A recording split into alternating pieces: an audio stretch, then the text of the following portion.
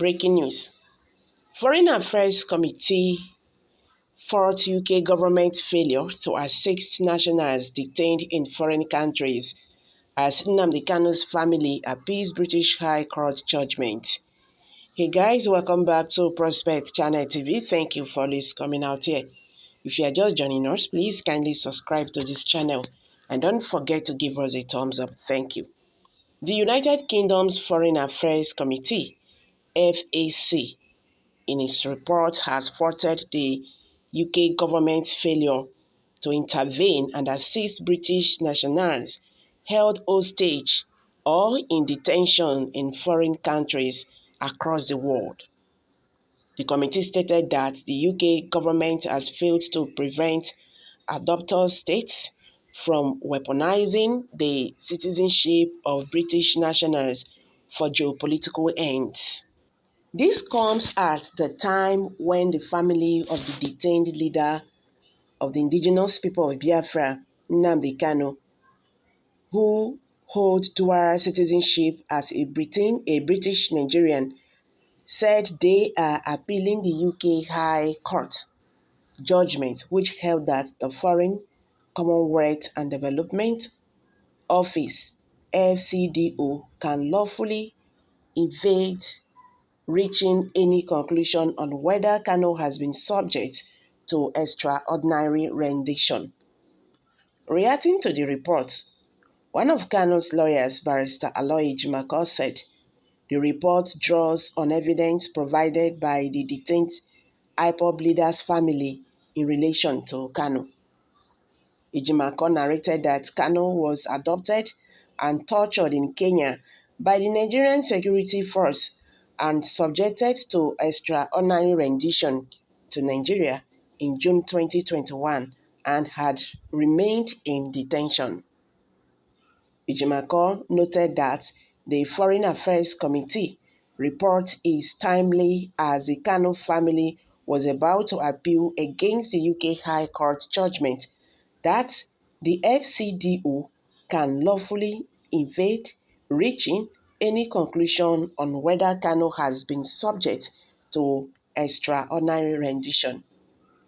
The report made various recommendations to combat the UK government's failure to effectively assist British nationals who find themselves subject to violations of their human rights abroad. Some of the recommendations, according to Ejimakor, are directly relevant to Kanu's case, though his family are fearful that the proposed policy reforms may come too late to help the IPOB leader.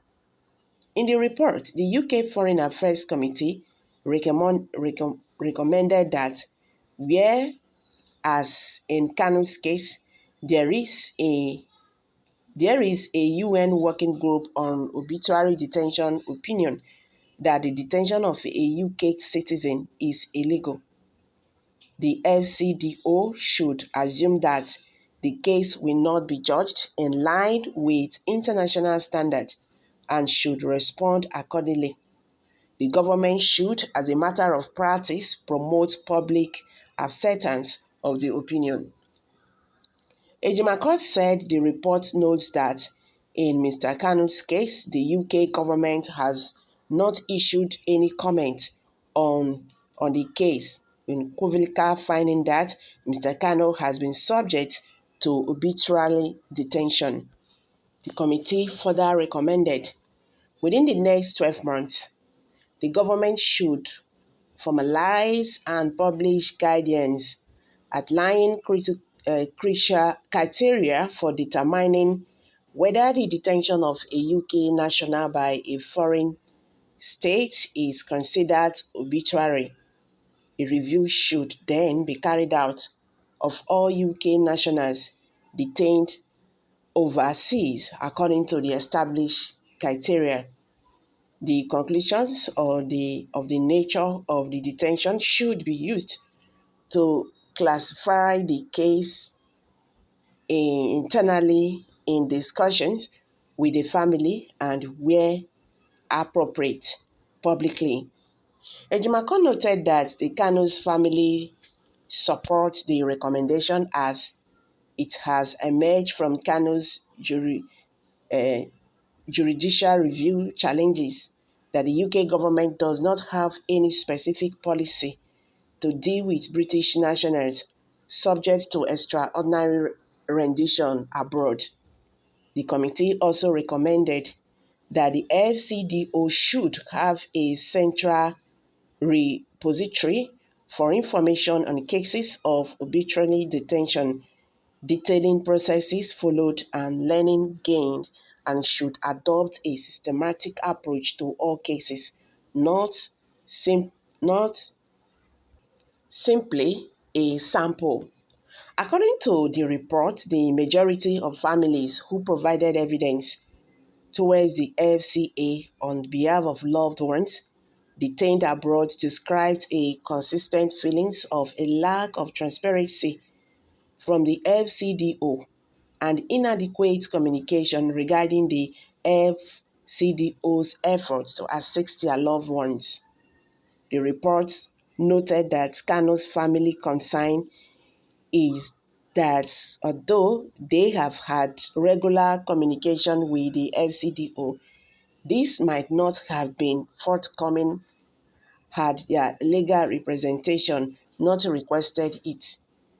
The Foreign Affairs Committee further recommended that within the next 12 months, the UK government should undertake appropriate consultation to establish the position of director for arbitrary and complaints detentions with a mandate including coordinating the response to a certain case, providing a point of contact for families, convening a cross-government response, and coordinating the UK's response to the multilateral efforts to address state hostage taking and arbitrary detention with a relentless focus on them. The post holder should have a direct line to the Prime Minister. It stated that the presumption that quiet diplomacy is always appropriate throughout cases of state detention in a forced one, and the UK government should use the strongest possible language to call out situations of state detention. It further stated that this is particularly notable in Kanu's case, where the FCDO has repeatedly ascertained without any explanation that the diplomatic approach it is adopting is appropriate, despite there being no tangible improvement in his case after nearly 2 years.